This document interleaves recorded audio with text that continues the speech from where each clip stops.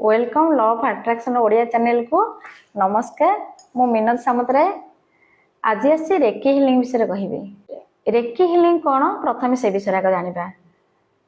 रे हूँ यूनिवर्स ब्रह्मांड की है तार एनर्जी प्राण शक्ति आपको केमती आम हिल करवा निज लाइफ रे प्रथम जाना आपको हिल कले कौन हो पार। रेकी हिलिंग द्वारा कैंसर ट्रीटमेंट हो पारुची, बड़ बड़ असाध्य रोग को आरोग्य भी हो पारिबा, शरीर मन को फ्रेश रखापी रेकी हिलिंग भी करि आम शरीर भितर जहाँ सब नेगेटिव अच्छी मैला अच्छी से सब क्लीन करने भी आम रेकी हिलिंग करिपरिबा। रेकी हिलिंग भारतर बहुत प्राचीन ग्रंथरे वेद उपनिषद अच्छी। जापान डॉक्टर मिका उसाई जड़े प्रोफेसर थिले, यूनिवर्सिटी जड़े प्रोफेसर थिले, जड़े लेक्चर थिले। से आमर हिलिंग विषय पढ़ाती, गॉड विषय पढ़ाती। दिने क्लास रे से पढ़ाइबा समय रे से स्टूडेंट मान को गॉड को विषय कहते, जीसस को विषय कहते। जीसस जार देह खराब थी जीसस जदि टच कर दौले कि छुई दौले देह भल हो जाऊला।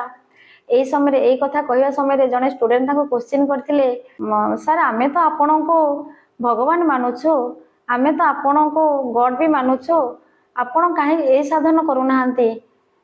तो ये जिनस हार्ट को बहुत छुई थिला।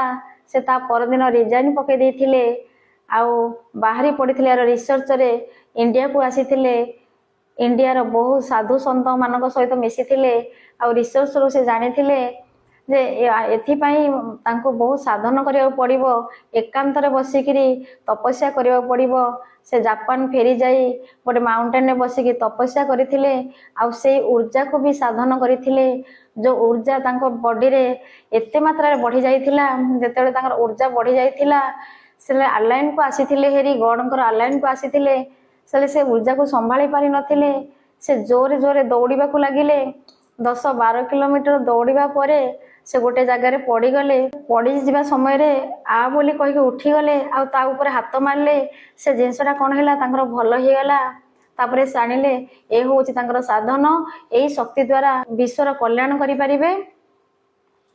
से शक्ति को लेकिन से विश्वर कल्याण बाहरी थिले। से जापान बहुत दुरारोग्य को ठीक करते। से कुष्ठ रोगी मान ट्रीटमेंट करुले। से देखिले से ट्रीटमेंट तो करुले बट कौन होता कि पुणी एगेन से जिनस होता। से जानिले एठी पुणी रिसर्च कले, रिसर्च रो जानिले जे एथिरे एनर्जी एक्सचेंज हवा दरकार, जोड़ा को आम गुरु दक्षिणा कहूँ। से जो दौरान भी किसी आने भी दरकार। तापर से